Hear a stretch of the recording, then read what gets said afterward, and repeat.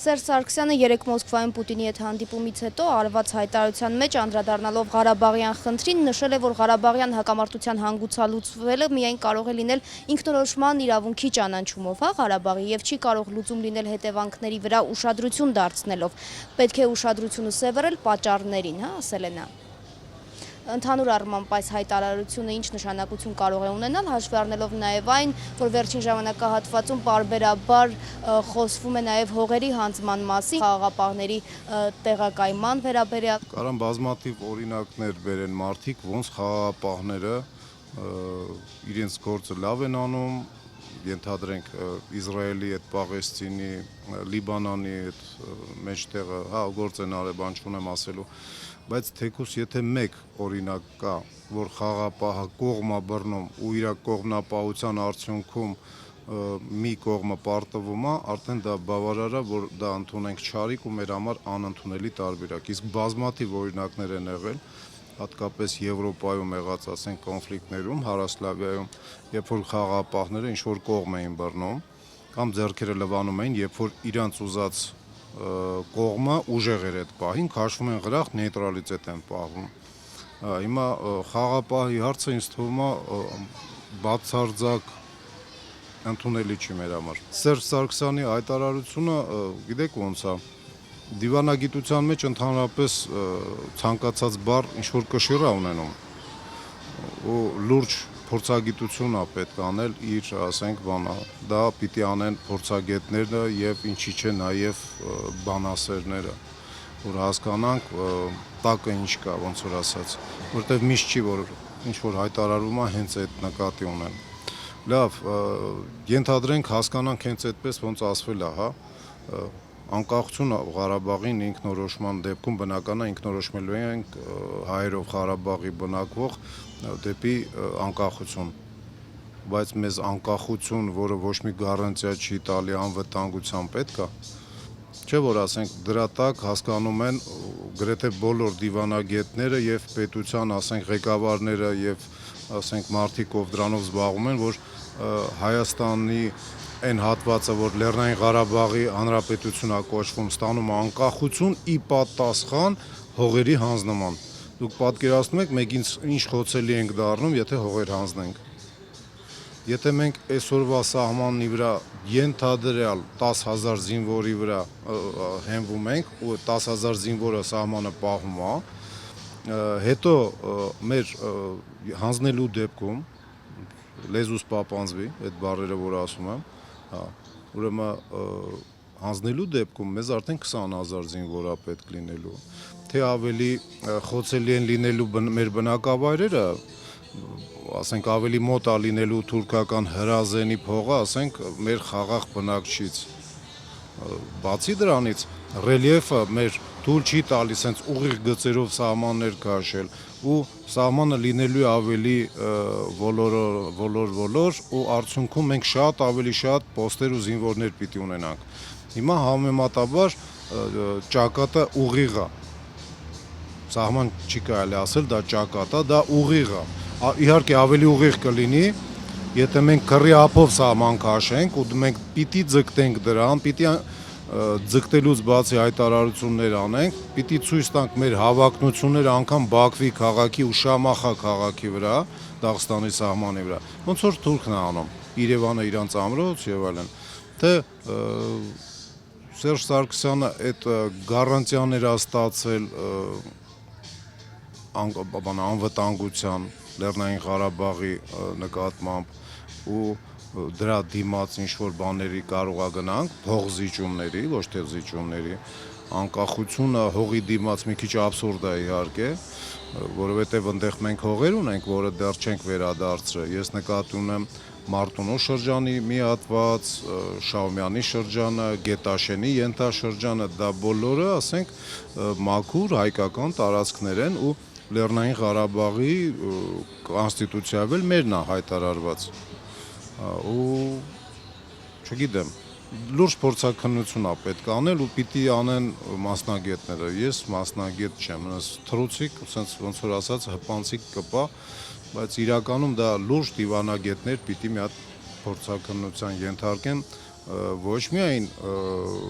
Սերժ Սարգսյանի հայտարարությունը, այլ ընդհանուր հանդիպման, ասենք, հասարակությանը հայտնի դարձած դրվագները, որտեղ ընդհանուր հանդիպումից մենք դուսգույնի տեղյակ կարող է երբեք չլինենք։ Հողերի հանձնման մասին խոսակցությունները սաստկացան քարորյա պատերազմից հետո, հա, եւ ընթացքում, նաեւ վերջին ժամանակահատվածում Սասնա ծռերի գործողություններով պայմանավորված, հա, Պավլիկ Մանուկյանը նույնիսկ արդեն կալանավայրից նամակ գրեց կրկին իշխանավորներին հորդորեց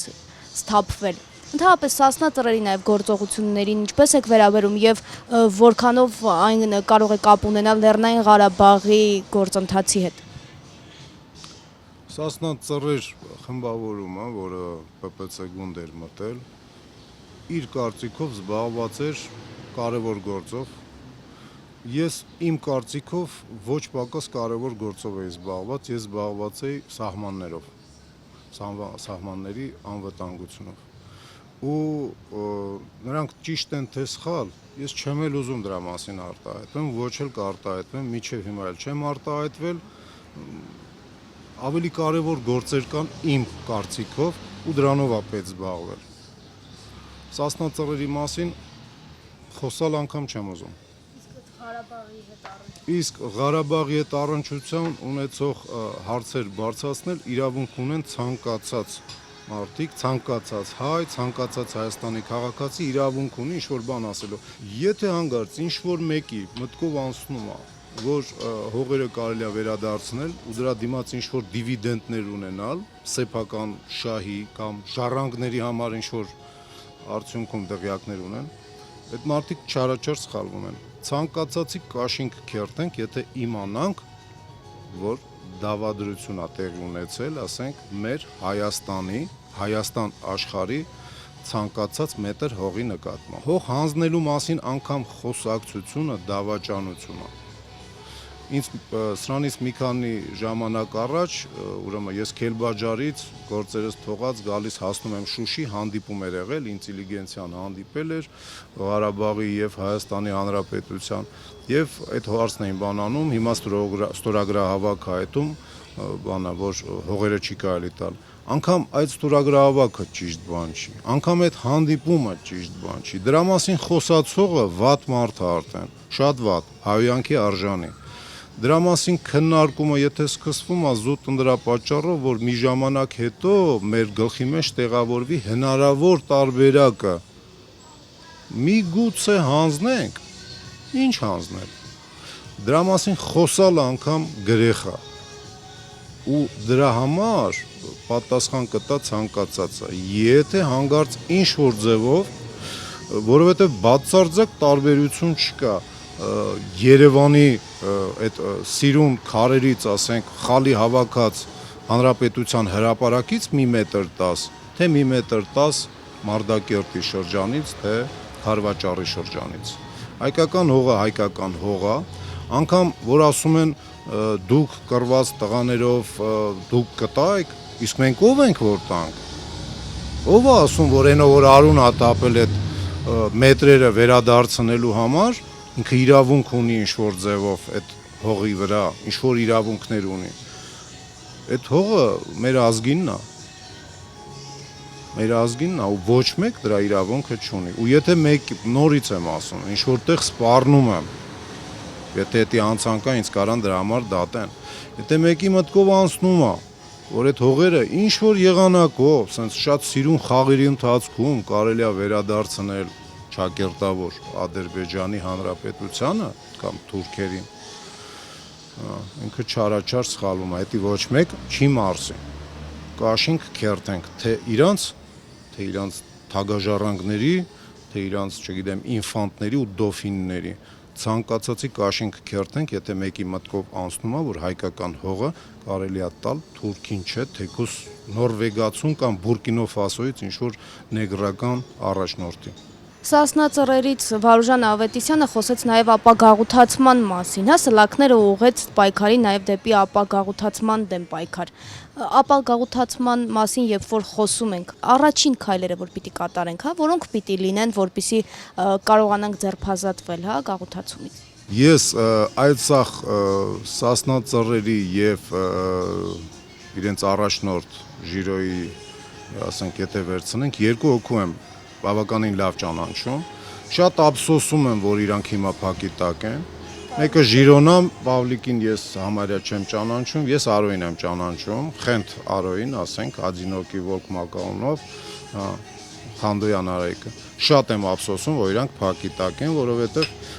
գնալով լարված է, ասենք, լինելու իրավիճակը։ Ես նույնիսկ կանխատեսում եմ, որ հոկտեմբերին կամ ավելի մեծ շանսեր կա, հոկտեմբերը չի բացառվում, բայց ավելի մեծ շանսեր կա, եթե տաք եղանակներ լինեն, մարտ ամսին թուրքերը լայնամասշտաբ գործողություններ կարող են սկսել, ու իրանց նման տղաները պետք է դրսում լինեին։ Բայց իրանց ճանապարհը ընտրած ինձ հետաքրքիր չի։ Դրա համար իրանց հայտարարություններն էլ ես ոչ ուզում եմ դրա մասին խոսալ, ոչ էլ կխոսամ։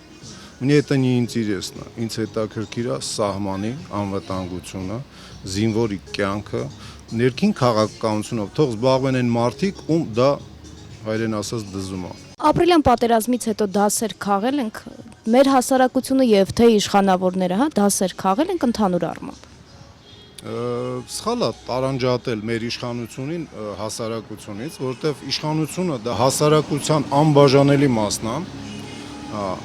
Ինձ թվում է բավարար դասեր չենք քաղել։ Ոչ հասարակությունը, ոչ իր փոքրիկ կտոր իշխանավորները։ Ոչ, դասերը բավարար չեն, ասենք, ճիշտ ճանապարհը կլիներ հիմա ոչ թե բոլորին փոխել, ասենց взять всё поделить, բան, ոնց որ բոլշևիկներն են սովոր եղել ժամանակին, կամ հենց հեռացնել բոլորին, հետո թազուց ընդունել, չէ, դրա մասին չի խոսքը, բայց հետևությունները պիտի լինեին արմատական։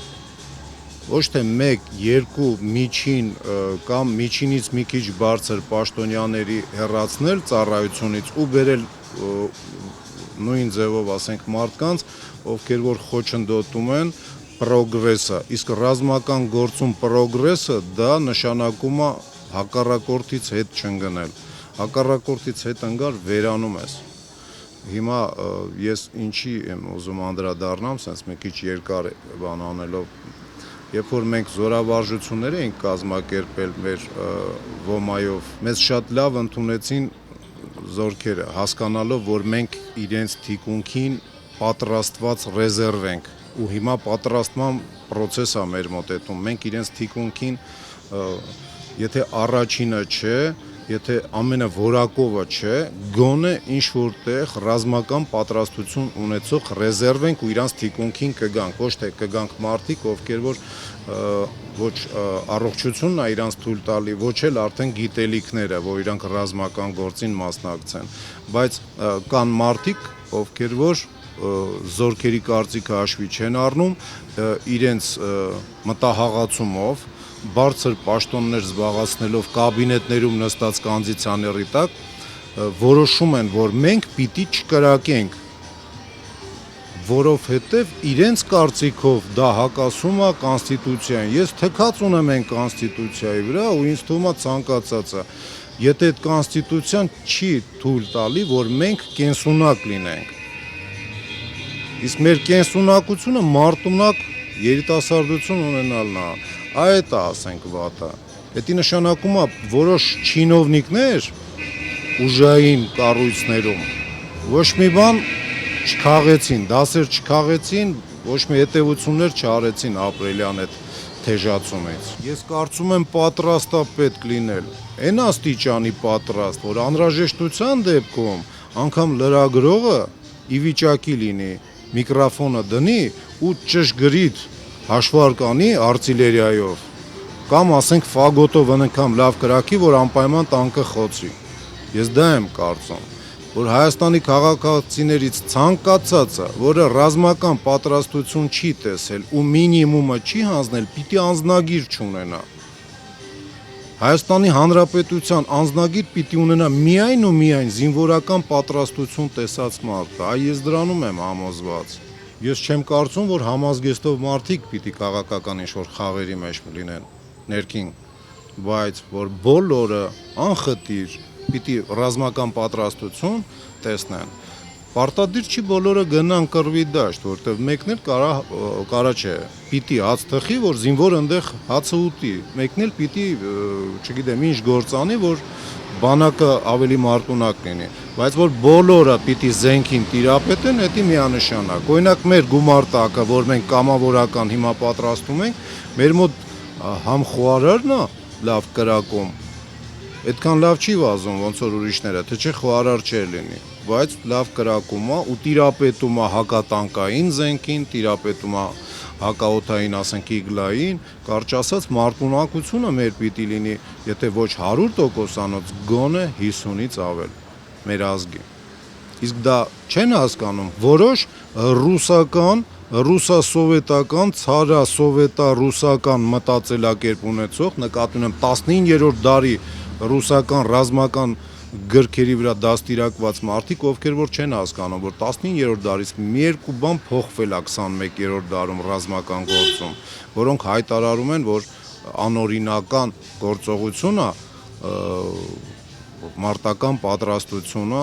բարձրացնել Հայաստանի Հանրապետության քաղաքացիների եւ Հայաստանից դուրս ապրող հայ ազգությամբ երիտասարդների։ Այդ է պրոբլեմը։